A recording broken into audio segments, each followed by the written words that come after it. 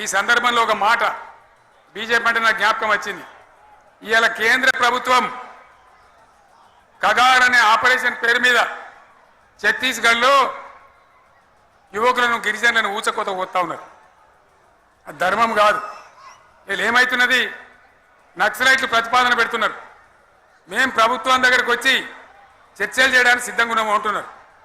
నేను కోరుతా ఉన్న కేంద్ర ప్రభుత్వాన్ని, బలం ఉన్నది కదా అని చంపుకుంటా పోవుడు కాదు, అది ప్రజాస్వామ్యం కాదు.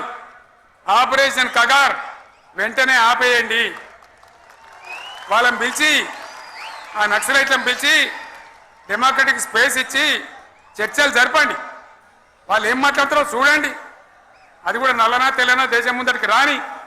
కానీ అట్లా కాదు, మొత్తం ఏరి పారెత్తాం, కోసి పారెత్తాం, నరికి పారెత్తాం అంటే మిలిటరీ ఉన్నది మీ దగ్గర కొడతారు.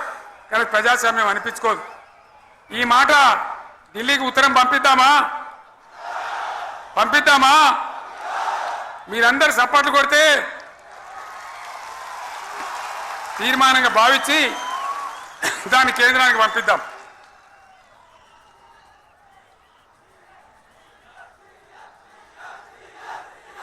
ఇక్కడ 30 ఈ సందర్భంలో ఈ రజతోత్సవ వేళ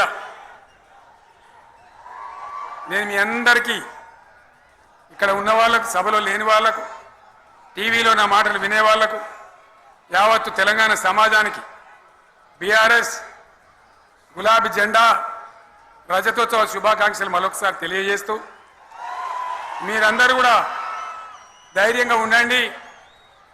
మళ్ళీ బీఆర్ఎస్ తెచ్చుకుందాం, బ్రహ్మాండమైన పరిపాలన అందించుకుందాం.